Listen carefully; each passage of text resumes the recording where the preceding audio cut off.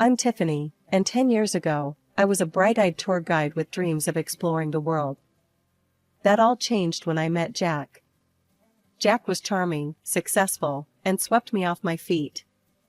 We married quickly, and I thought I had it all. Then came the job offer that would change everything.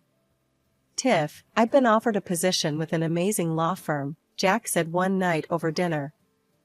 "That's great, honey." "Where?" "It's in another city. We'd have to move."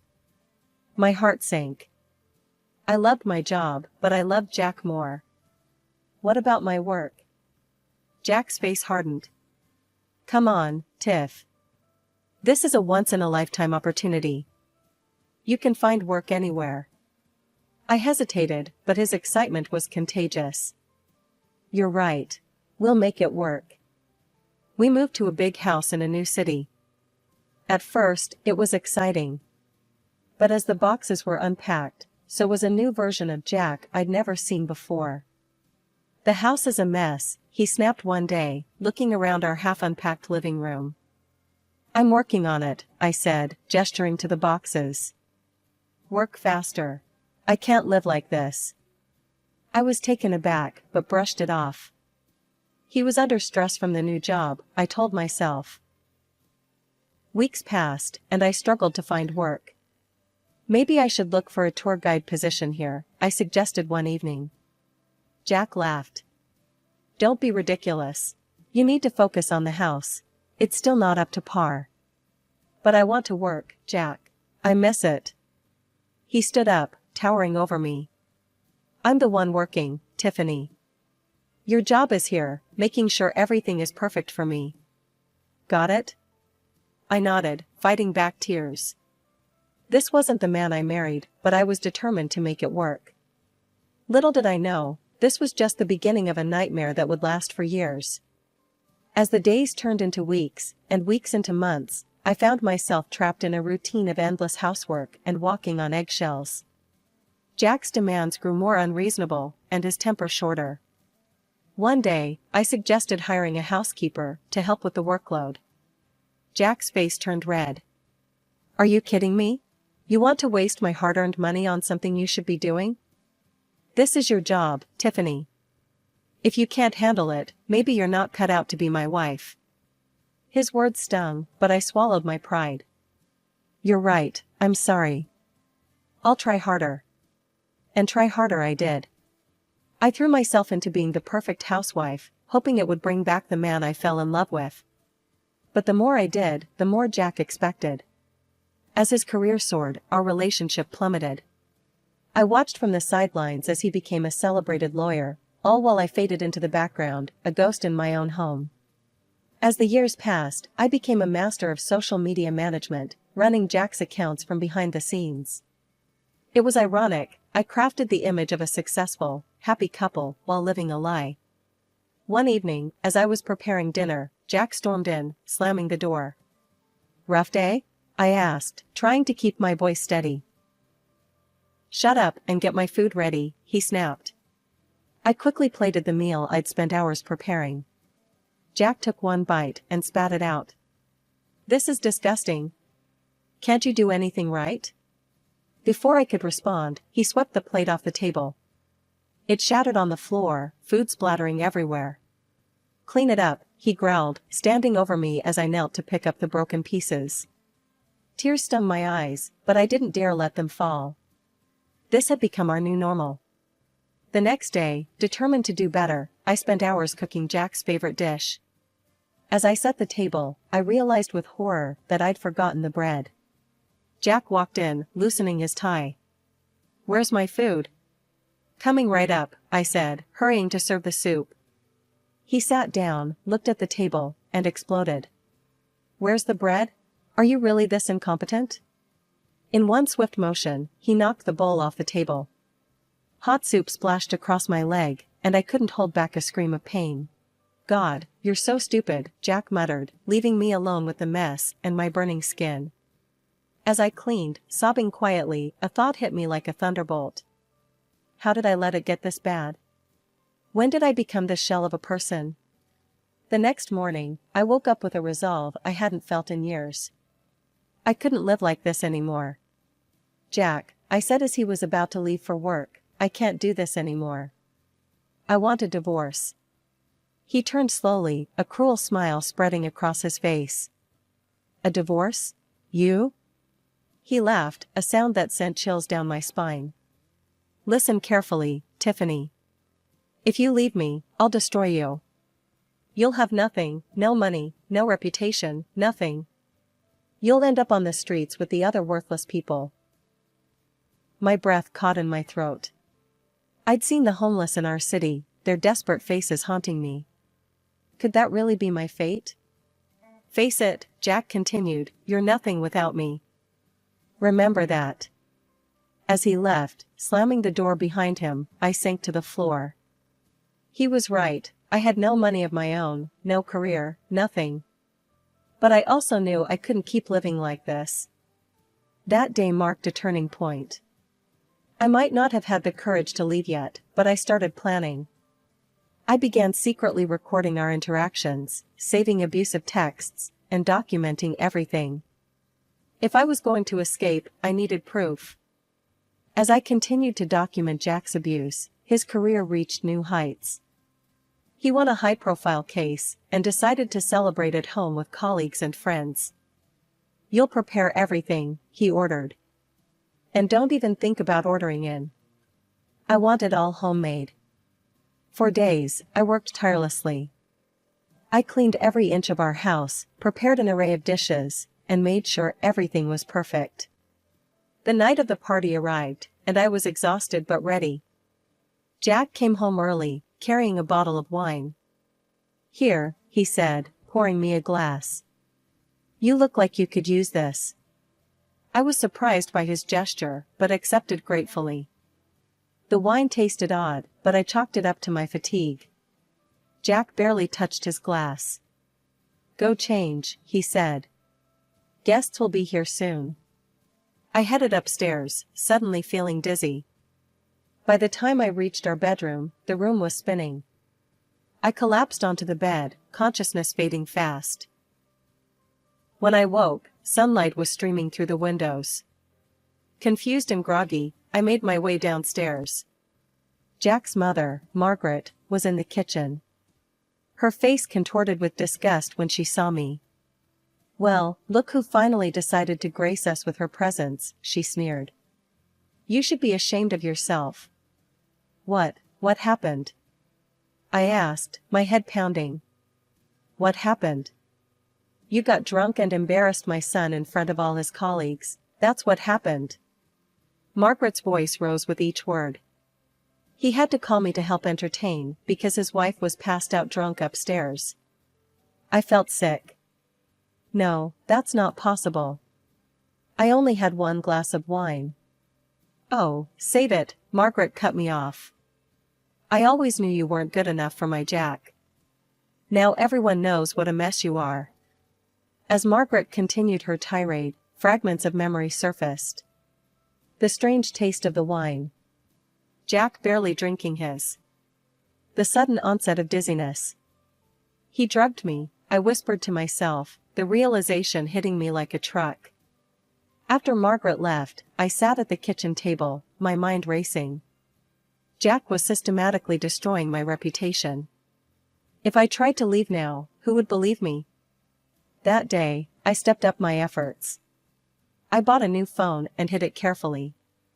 I started recording everything, Jack's drunken rants, his 3 a.m. cleaning demands, every insult and threat. One incident I recorded stood out painfully in my memory. It was my birthday, and I had hoped Jack might remember, might show a glimmer of the man I once loved. I prepared a special dinner, holding on to a foolish hope for a peaceful evening. Jack stumbled in late, reeking of alcohol. I hit record on my hidden phone as he entered the kitchen. What's all this? He slurred, eyeing the carefully set table. It's my birthday, Jack. I made dinner, I said softly. He laughed, a cruel, harsh sound. Your birthday? Who cares? Look at you, you fat cow. You don't deserve a celebration. I felt each word like a physical blow, but kept the camera rolling as he continued his tirade. And this? He gestured at the food. This is slop. You call yourself a wife? Can't even cook a decent meal. He swept the plates off the table, food splattering across the floor I'd scrubbed meticulously earlier. I flinched but didn't move, letting the camera capture every moment of his drunken cruelty. Another night, the recording caught an even more bizarre incident. It was 3 a.m. when Jack shook me awake roughly. Get up, he hissed, pulling me out of bed. What's wrong? I asked, disoriented and frightened. I found dust. The house is filthy. Clean it. All of it. Now. For hours, I scrubbed every surface of our home, Jack following behind, inspecting my work with a critical eye. All the while, my phone recorded from its hidden spot, capturing his relentless demands and my exhausted compliance. These recordings became my secret weapons, concrete evidence of the abuse I endured. Each file was carefully saved and backed up, a digital archive of my suffering and, ultimately, my path to freedom. Meanwhile, I heard the whispers when we were out. Saw the looks of contempt from Jack's friends. But I kept smiling, playing the role of the perfect wife while secretly fighting for my freedom. Our wedding anniversary was approaching. Despite everything, a small part of me hoped things might improve. But I should have known better. The night of our anniversary, Jack came home in high spirits. I booked us a table at the best restaurant in town, he announced. Let's celebrate. I was wary, but agreed. Before we left, Jack handed me a glass of lemonade. I made it myself, he said with a smile that didn't reach his eyes. Alarm bells rang in my head. I pretended to drink, but when Jack stepped out to make a call, I quickly poured it into a nearby plant. As we drove to the restaurant, I felt myself getting drowsy. I fought to stay awake, but my eyes were so heavy. The next thing I knew, I was being roughly pulled from the car. Through half-closed eyes, I saw Jack sneering down at me. This is where you belong, he spat, throwing my purse far into the darkness. With the other worthless people. I heard the car door slam, tires screeching as Jack sped away. My heart raced as I took in my surroundings. Trash littered the streets, and shadowy figures lurked in the darkness. The sound of distant gunshots made me flinch. I was alone, dressed up and wearing jewelry, in the most dangerous part of town. Jack's plan was clear, he hoped I'd fall victim to the criminals who called this area home. Panic threatened to overwhelm me, but I forced myself to think. I spotted a small convenience store, its flickering neon sign a beacon of hope in this desolate place. I ran towards it, my heels clacking on the cracked pavement. Bursting through the door, I startled the woman behind the counter. Please, I gasped, I need help. Can I use your phone? The woman, her name tag read Rosa, looked at me with a mix of concern and suspicion. What happened to you, honey? In a rush, I explained my situation. Rosa's eyes widened, and without a word, she locked the store's front door. Can't have any troublemakers coming in, she explained, handing me her cell phone. Make your call, sweetie. You're safe here. With shaking hands, I dialed my friend Sarah's number, silently thanking my good memory. Sarah answered on the third ring. Sarah, it's Tiffany. I need help, I said, my voice breaking. Tiff? What's wrong? Where are you? I gave her the store's address, and she gasped. That's the worst neighborhood in the city. What are you doing there? Jack, he left me here. Please, can you come get me? I'm on my way. Don't move. As I waited, Rosa kept me company, her kindness a stark contrast to the cruelty I'd become accustomed to. Thank you, I said as Sarah's car pulled up outside. You may have saved my life tonight. I slipped off the expensive ring Jack had given me years ago. Here, please take this. It's not much, but... Rosa shook her head. Keep it, honey. Use it to start your new life. Tears in my eyes, I hugged her before rushing out to Sarah's car. As we drove away, Sarah turned to me. Tiff, this has to stop. You need to fight back. How? I asked, feeling defeated. He has all the power, all the connections. Not all of them, Sarah said firmly. I have a friend who works in television. It's time to tell your story. The next few days were a whirlwind. Sarah's friend, a producer named Lisa, arranged for me to appear on a popular talk show. The lights were blinding as I walked onto the set. The host, a kind-faced woman named Angela, greeted me warmly.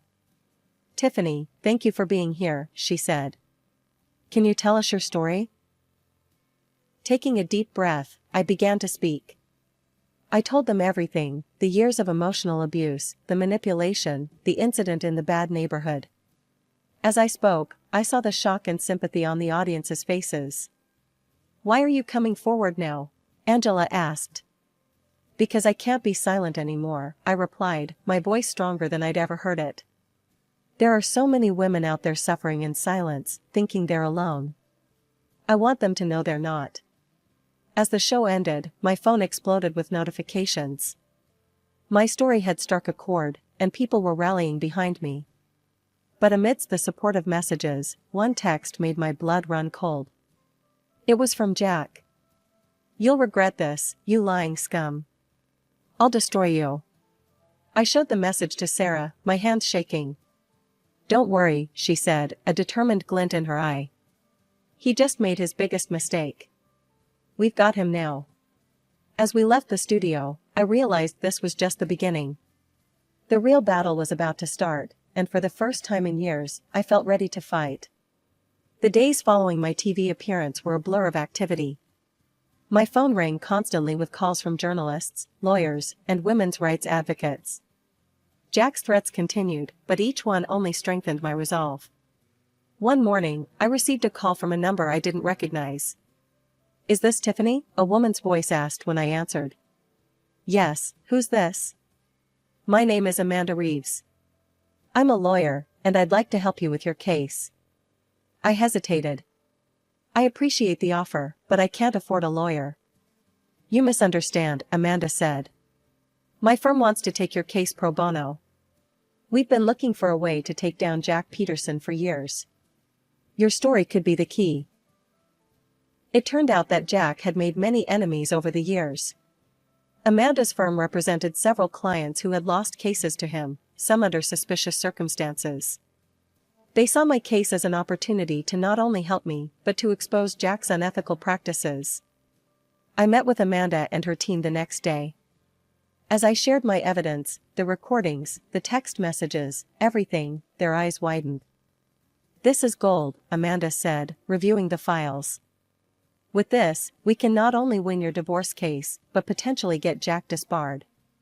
The divorce proceedings began, and Jack came out swinging. He painted a picture of me as an alcoholic, unfaithful wife who was trying to ruin his reputation out of spite. Your Honor, Jack's lawyer argued, Mrs. Peterson has a history of erratic behavior and substance abuse. These allegations are nothing more than the desperate actions of a woman trying to extort money from her hard-working husband.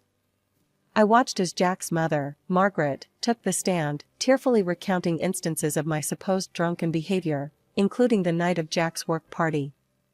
She was a disgrace, Margaret sobbed. My poor son has suffered so much, because of her. I felt sick listening to their lies, but Amanda squeezed my hand reassuringly. Don't worry, she whispered. We're just getting started. When it was our turn to present evidence, Amanda was ruthless. She played the recordings of Jack's abuse, showed the threatening text messages, and presented a timeline of his escalating behavior. And now, Amanda said, I'd like to call Sarah Thompson to the stand. Sarah recounted the night she picked me up from the dangerous neighborhood, her testimony corroborating my story. Objection, Jack's lawyer shouted. This is hearsay. Overruled, the judge said. Continue, Ms. Thompson. Next, Amanda called Rosa, the convenience store clerk, to testify. Rosa described my state when I entered her store that night, and how she had to lock the door for my safety. Jack's face grew redder with each testimony. I could see him seething, his carefully constructed facade crumbling. The final blow came when Amanda presented a toxicology report. Your Honor, we had Mrs. Peterson's hair tested for long-term drug exposure. The results show traces of sedatives, consistent with her account of being drugged by Mr. Peterson. The courtroom erupted in murmurs. Jack leapt to his feet, shouting, "She's lying. You can't believe this." "Mr. Peterson, control yourself or I'll hold you in contempt," the judge warned. As the evidence mounted, I saw the change in people's faces. The doubt was replaced by shock and sympathy. Even some of Jack's friends in the gallery looked disgusted.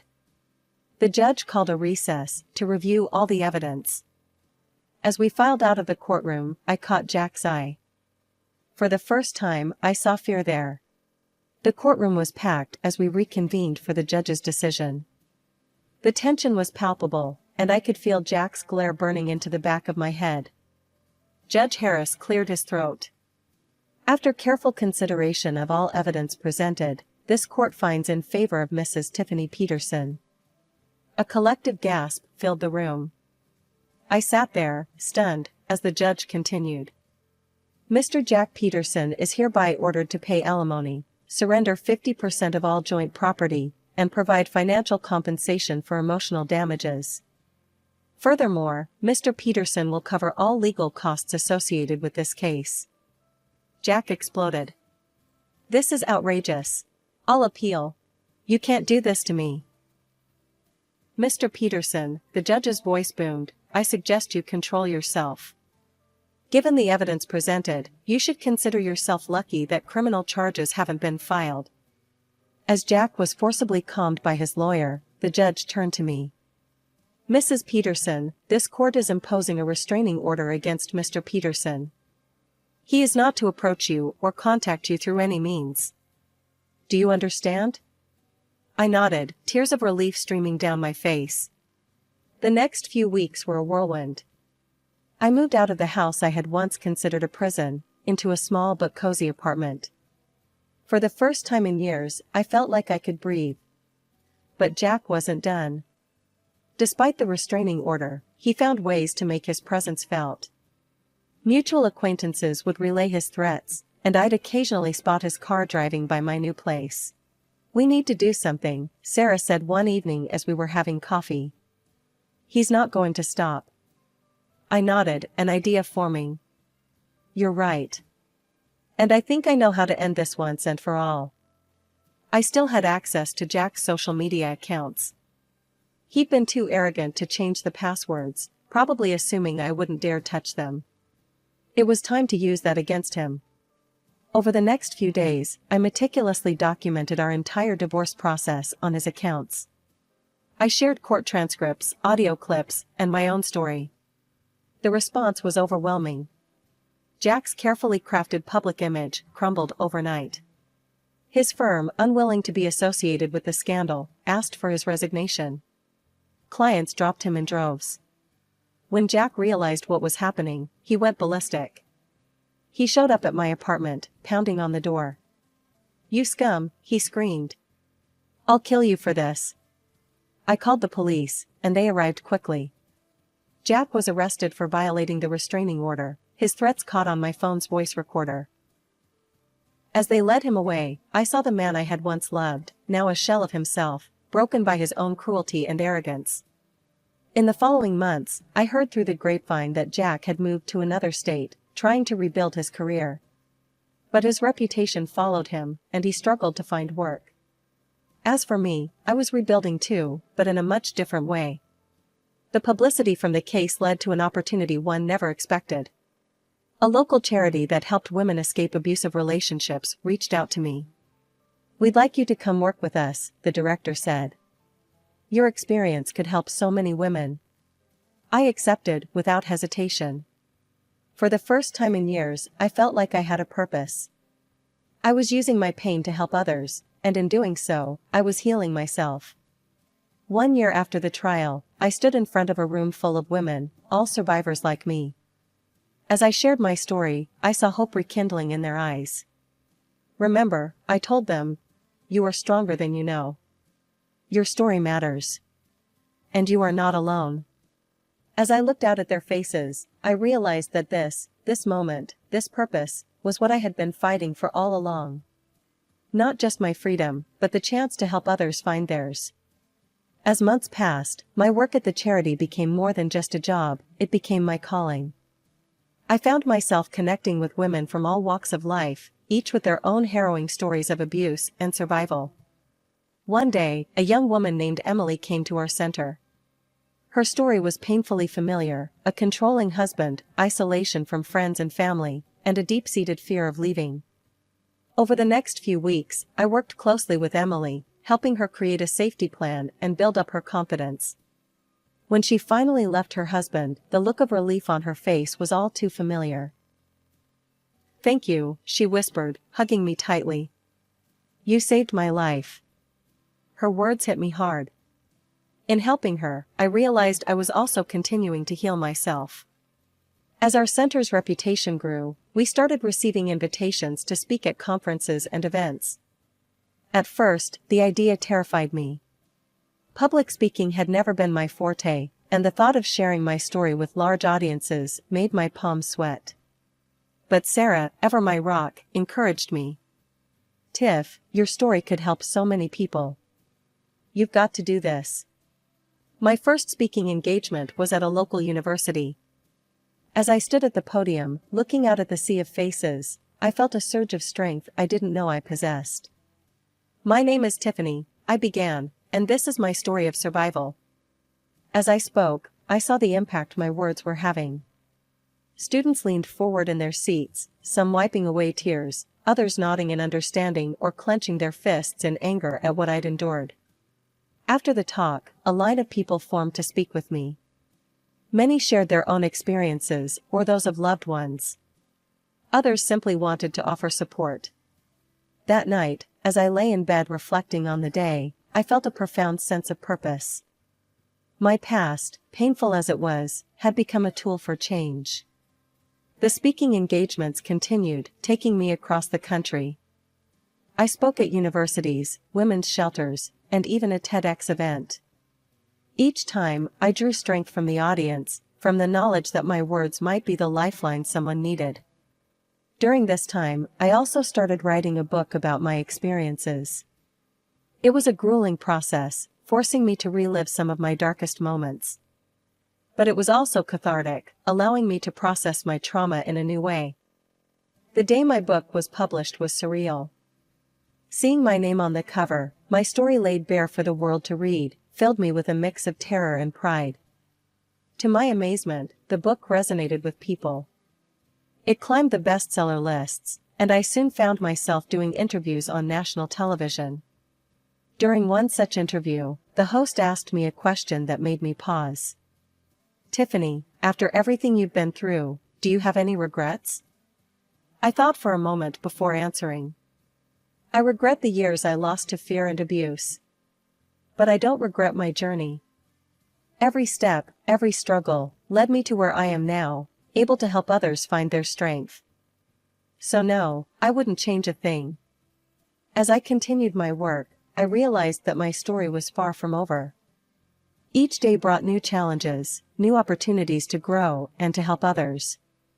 The scared, silenced woman I once was had become a voice for the voiceless, a beacon of hope for those still trapped in the darkness I had escaped.